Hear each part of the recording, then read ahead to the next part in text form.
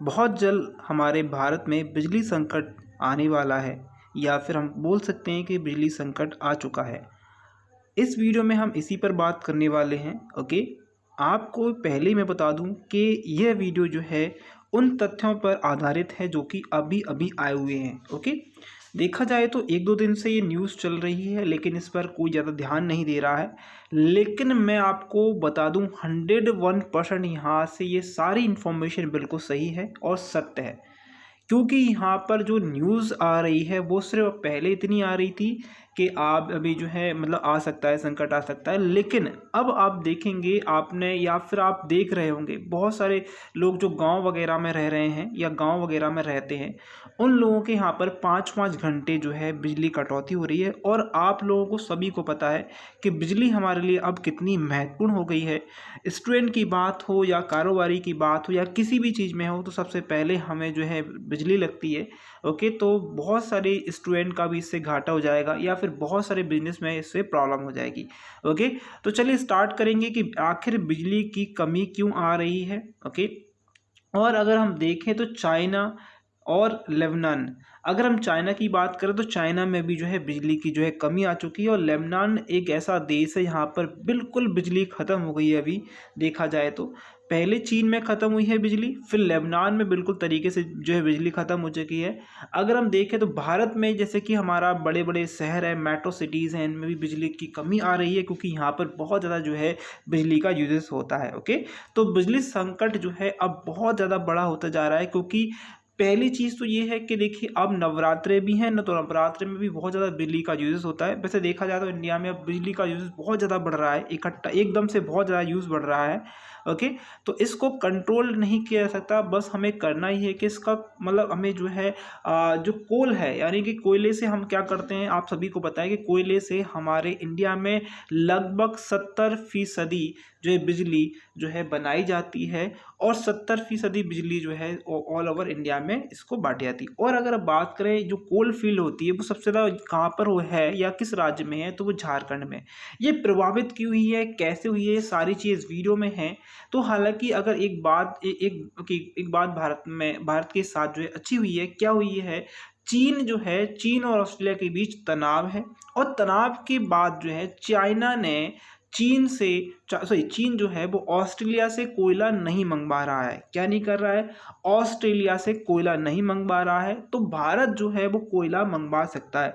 लेकिन इसमें भी एक दिक्कत है कि जब कोई आप बाहर से कोयला लेकर आओगे और उससे बिजली प्रोड्यूस करोगे तो वो बहुत ज़्यादा कॉस्टली पड़ जाएगी। और जितने भी बिजली कंपनियां हैं वो अपनी बिजली 101% पर यूनिट बढ़ा देंगी।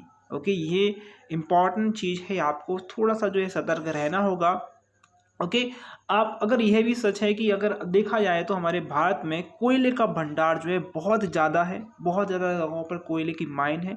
अगर हम देखें भारत में जो झारखंड है, झारखंड जैसे देश जो है उसमें झारखंड जैसे जो राज्य हैं उनमें बहुत ज़्यादा जो है अगर बात करें तो कोयले की खानें हैं। अगर ये इम्पैक्ट हमारे यहाँ पर कैसे पड़ा, हमारे यहाँ पर बारिश बहुत ज़्यादा हो गई और बारिश होने की वजह से जो कोल फील्ड है या जो कोयले की खदानें उसमें पानी भर गया और वो बंद हो गई हैं।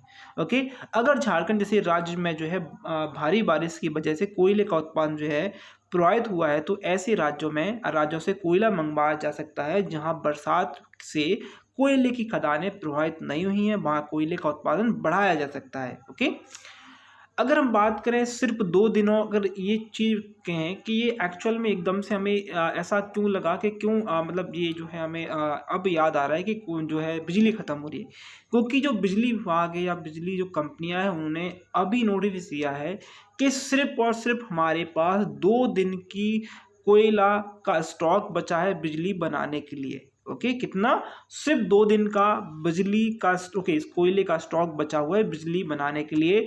तो केवल 2 दिनों के लिए ही कोयले का स्टॉक होने के दावे करते हुए बिजली उत्पादक और वितरण कंपनियों ने बिजली कटौती की तैयारी दे दी है, चेतावनी दे दी है। लेकिन देश के कोयला मंत्रालय लगातार यह कह रहे हैं कि देश में कोयले की कमी नहीं है। ओके, कोयले की कमी का संकट क्यों पैदा हुआ, तो पहली चीज आप ये जान लीजिए, केंद्रीय विद्युत प्राधिकरण CEA के आंकड़े के मुताबिक कुल बिजली केंद्रों की बात करें तो 17 बिजली केंद्रों में कोयले का शून्य स्टॉक है। कितना है? 17 बिजली केंद्रों में शून्य स्टॉक है। 21 उत्पादन केंद्रों में सिर्फ एक दिन का स्टॉक बचा है और 16 केंद्रों में सिर्फ 2 दिनों का स्टॉक बचा है। कितने? 2 दिनों का स्टॉक बचा है। और 18 बिजली उत्पादन केंद्रों में सिर्फ 3 दिन का कोयला बचा है।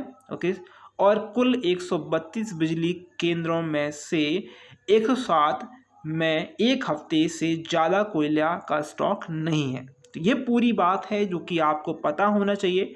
भारत में कोयले का भंडार कितने हैं? तो यहाँ पर देखेंगे, भारत चीन के बाद दुनिया में दूसरे नंबर का कोयले का उत्पादक है या उत्पादक ग्राहक है। ओके, भारत में दुनिया में चौथे नंबर का कोयला भंडार उपलब्ध है।